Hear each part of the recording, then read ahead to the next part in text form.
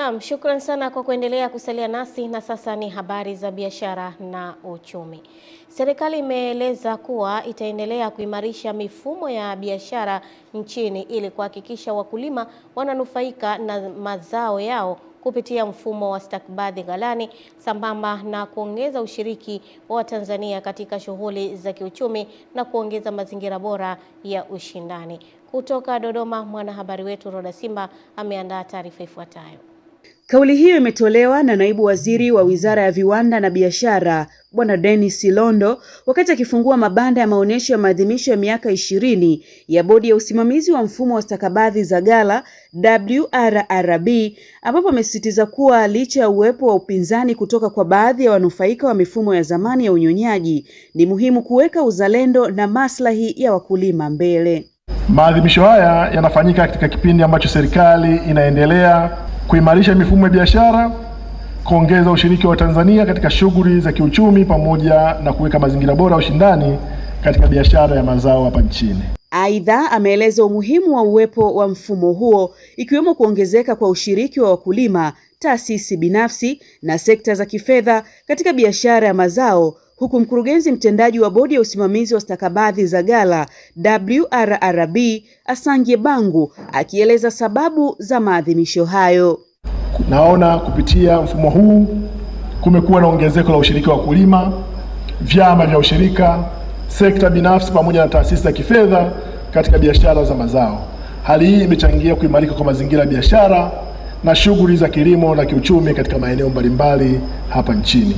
Na tumefanya ziara kutembelea ghala mojawapo hapa eneo la Nala mjini Dodoma, lakini wageni wetu pia baada ya kuona kwenye ghala walipata nafasi ya kutembea hadi kufika kule wizarani kwetu. Kutoka Dodoma, Roda Simba, Channel 10.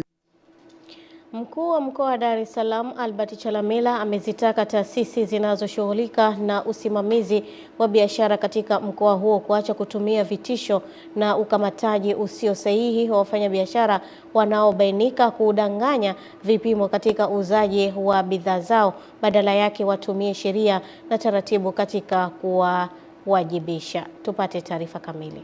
Chalamila ametoa rai hiyo alipokuwa akizungumza na wafanyabiashara wa Kariakoo kuelekea kilele cha maadhimisho ya siku ya vipimo duniani Mei 20, ambapo amewataka kwenye operation zao wawe na wataalamu mbalimbali wanaohusika na wafanyabiashara. Lengo ni kutumia njia sahihi za kuwakamata na kuwafikisha sehemu inayostahili kwa wale watakaobainika kukiuka sheria na taratibu.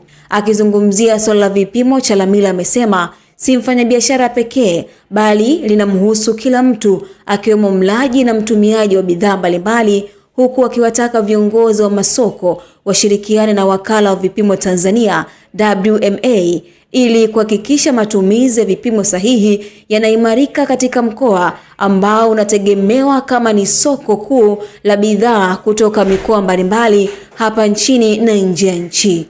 Kwa wananchi wote wa mkoa wa Dar es Salaam kutumia kipindi hiki kujielimisha kuhusu umuhimu wa vipimo sahihi katika maisha yetu na katika biashara zetu kwa ujumla wake. Suala la vipimo si la mfanyabiashara peke yake, linamhusu kila mwananchi, kwa kuwa kila mmoja wetu ni mlaji wa bidhaa au huduma fulani. Kwa upande wake, mkurugenzi wa Wakala wa Vipimo Francis Genga amewataka wananchi kufahamu umuhimu wa vipimo sahihi ili kujua thamani ya bidhaa anayonunua na malipo yake yawe yanaendana. Vipimo sahihi ndio tunachosisitiza. Inasaidia kwenu wafanyabiashara, inasaidia kwa serikali. Wa kuhakikisha haki inapatikana Tanzania ni uwepo wa vipimo. Kipimo kinapotolewa kwa usawa, haki inapatikana.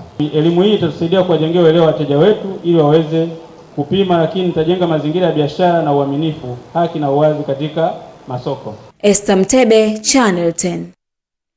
Taasisi ya utafiti wa kilimo Tanzania TARI kituo cha Uyole kilichopo jijini Mbeya imepata ufanisi wa jaribio la awali kwenye kilimo cha tufaa maarufu kama apple baada ya kufanyia utafiti aina 5 za mbegu na 4 kuonesha matokeo chanya. Taarifa ya Rozi Chapewa inafafanua zaidi. Tafiti hii imefanyika katika kijiji cha Iyawaya, kata ya Inyala, halmashauri ya Mbeya, mkoani Mbeya. Mtafiti wa matunda kutoka TARI kituo cha Uyole Daudi Mongo anasema mche mmoja wa tufaa unaweza kuzalisha matunda 300 hadi 600 na kwamba kituo hicho kimejipanga kuzalisha miche mingi ili kutoa fursa kwa wakulima wanaotaka kulima zao hilo ambalo linatajwa kuwa na tija kwenye biashara. Uzuri wa zao hili kwa sababu ni miti ambayo yanaachiana nafasi, tunapanda mita 4 kwa 4. Kwa hiyo inaachiana nafasi. Kwa hiyo katikati unaweza kupanda mazao ya msimu. Wakati analeta wazo, nadhani sisi tuliona kama haliwezekani. Naamini kabisa kwamba tunapoendelea kujifunza tunaweza tukazalisha mazao mengi zaidi yenye ubora zaidi. Nimezungumza na wananchi, wao wanasema wamelipokea zao hilo na watahamasishana kuhakikisha kwamba kila mmoja wao analima. Nimefurahi kuona mradi huu wa maepo, tunda mazuri sana. Nimepokea vizuri sana kwa kilimo cha maepo sababu ni zao la biashara. Kwenye kijiji chetu ni mara ya kwanza kuona zao kama hili. Wananchi walio kuangalia wamefurahi sana na zao hili linakubali vizuri. Tumelipokea kwa namna chanya. Tutahamasishana kama wananchi ili tuanze kutumia hii fursa vizuri, tuongeze vipato. Hii miche inapatikana kwa gharama ya juu kidogo.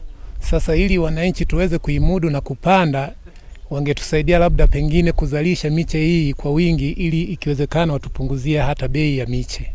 Mimi ni Rozi Chapewa wa Channel 10. Shukrani sana Rozi Chapewa kwa taarifa hiyo, na ndio mwisho wa habari za biashara na uchumi. Esa Mtebe atakuwa hapa kutupitisha viwanjani kujua leo kulikoni.